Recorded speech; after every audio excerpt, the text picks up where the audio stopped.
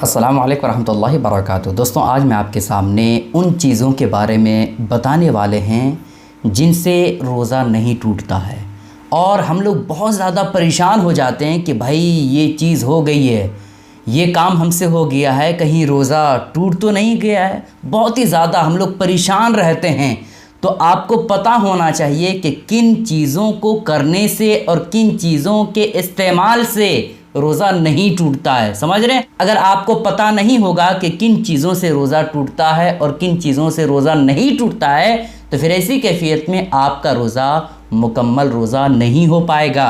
क्योंकि आपको यही नहीं पता होगा कि हमने जो काम किया है उससे रोज़ा टूटता है या नहीं, तो फिर ऐसी कैफियत में आप रोज़ा कैसे सही तौर पर रख पाएंगे। आज मैं आपके सामने मुख्तसर अंदाज में 12 ऐसी चीज़ों के बारे में बताने वाले हैं जिनसे रोज़ा नहीं टूटता है। ठीक है, पहली चीज़ है दोस्तों, भूल कर खाने से।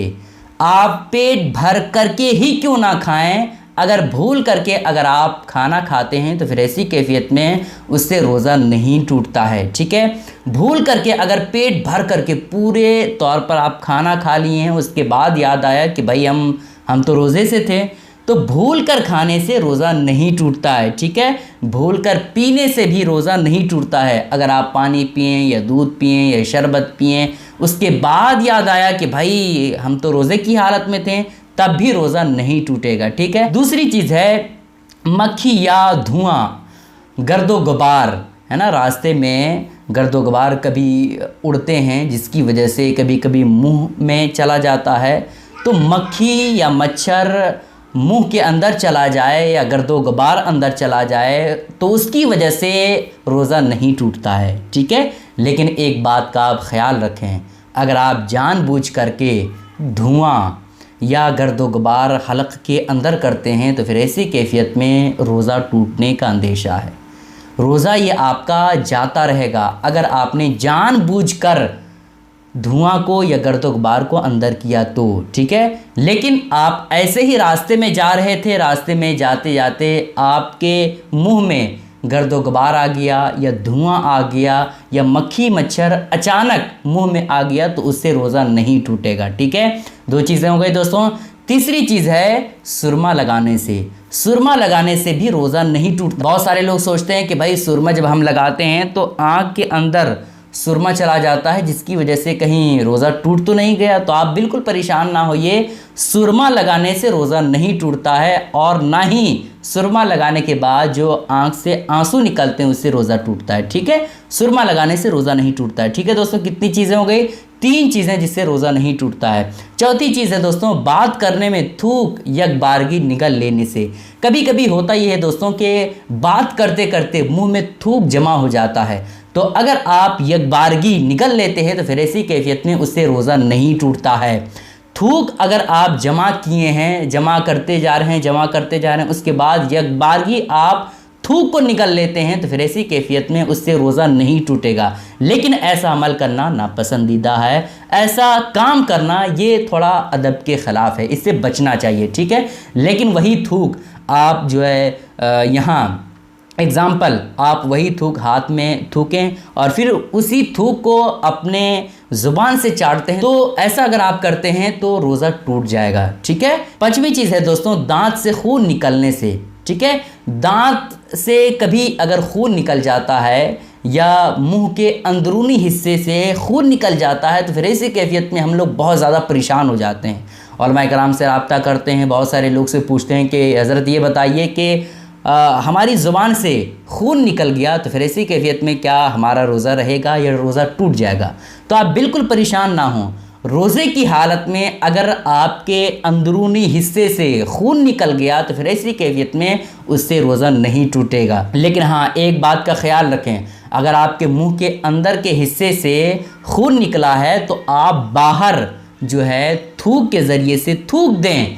ऐसा ना हो कि आपकी दांत से या आपके अंदरूनी मुंह के हिस्से में कहीं भी खून निकला और आपने हलक के अंदर कर लिया, हलक के नीचे कर लिया। ऐसा ना करें। अगर ऐसा आप करते हैं तो आपका रोज़ा टूट जाएगा। इसलिए अगर आपके मुंह में कहीं से भी खून निकल रहा है तो फिर ऐसी कैफियत में आप जो है उसे थूक दें, बाहर निकाल दें। अगर ऐसा करते हैं तो आपका रोज़ा नहीं टूटेगा। ठीक है दोस्तों, कितनी चीज़ें हो गई जिससे रोज़ा नहीं टूटता है? 5 चीज़ें।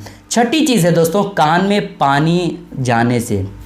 कभी कभी हम नहा रहे होते हैं, नहाते नहाते अचानक कान में पानी चला जाता है, ठीक है, तो इससे भी रोज़ा हमारा नहीं टूटता है, इससे रोज़ा नहीं ख़त्म होता है, ठीक है। लेकिन हाँ, इस तौर पर आप नहाएं कि कान में जो है पानी ना जाने पाए, क्योंकि कान में पानी चला जाता है तो हमारी सेहत पर फ़र्क पड़ता है।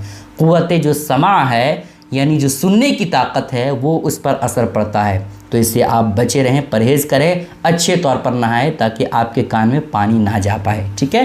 कितनी चीज़ें हो गई दोस्तों? 6 चीज़ें। 7वीं चीज़ है दोस्तों, गीबत करने से। गीबत करने से भी, चुगली करने से भी रोज़ा नहीं टूटता है। लेकिन आप एक बात याद रखें, गीबत करना ये बहुत बड़ा गुनाह है। ये किसी की गीबत करना ये बहुत बड़ा गुनाह कबीरा है दोस्तों।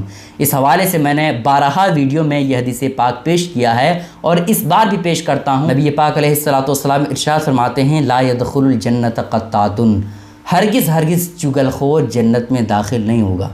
तो आप इस हदीस पाक को अपने जहन में रखें और कभी भी चुगली ना करें और ना ही गीबत करें, ठीक है। लेकिन अगर आप गीबत करते हैं तो उससे रोज़ा नहीं टूटता है, अलबत्ता आपके रोज़े के सवाब में कमी का सबब बनेगा, ठीक है। 8वीं चीज़ है दोस्तों, शौहर अगर बीवी को किस करता है रोज़े की हालत में तो रोज़े पर कोई असर नहीं पड़ेगा, ठीक है। इसी तरह से शौहर रोज़े की हालत में अपनी बीवी के पूरे जिस्म को नंगे तौर पर देखता है तो उससे भी रोज़े पर कोई फ़र्क नहीं पड़ता है, ठीक है।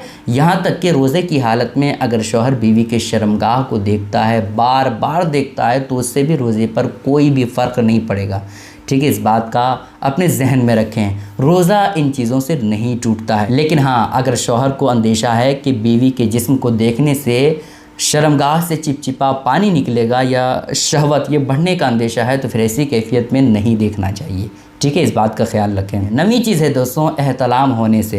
एहतलाम, इसके हवाले से बहुत सारे लोग नीचे कमेंट कर रहे थे, मैंने देखा बहुत सारे लोग पूछ रहे थे कि हज़रत ये बताइए कि रात में हम जब सोते हैं तो कभी कभी ऐसा होता है कि एहतलाम हो जाता है, नाइट फॉल जिसे कहा जाता है, तो क्या रोज़े पर कोई असर पड़ेगा, क्या रोज़ा टूट जाएगा?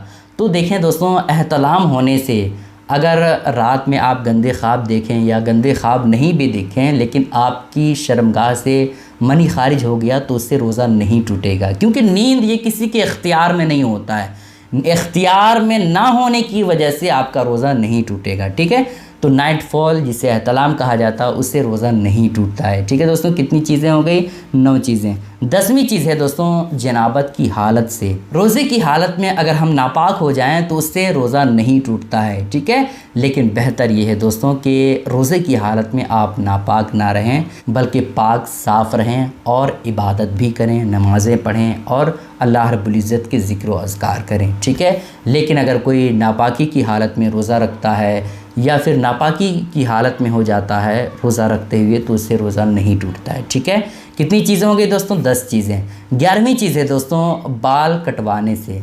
बाल कटवाने से भी रोज़ा नहीं टूटता है। बहुत सारे लोग कन्फ्यूज़न का शिकार होते हैं कि हज़रत ये बताइए कि बाल काटने से क्या रोज़ा टूट जाता है, क्या नाखून काटने से रोज़ा टूट जाता है? तो इससे रोज़ा नहीं टूटता है। इसी तरह से बगल के बाल है ना, शर्मगाह के बाल, ज़ेर नाफ के बाल, इसको काटने से भी रोज़े पर कोई फ़र्क नहीं पड़ता है। अगर आप रोज़े रखे हैं, सर के बाल काटना चाहते हैं, है ना, इसी तरह से नाखून काटना चाहते हैं, बगल के बाल काटना चाहते हैं, ज़ेर नाफ के बाल काटना चाहते हैं, तो काट सकते हैं, इससे रोज़े पर कोई फ़र्क नहीं पड़ेगा। 12वीं चीज़ है दोस्तों, बुरे ख़याल आने से, मज़े निकलने पर।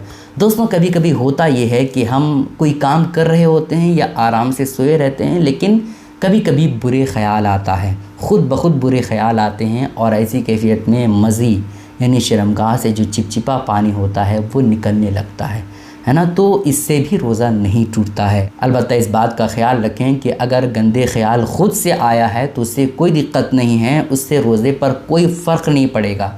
लेकिन गंदे ख़याल आए और उस पर आप कंट्रोल ना करें तो ये इससे आपके रोज़े के सवाब में कमी का बाइस बनेगा।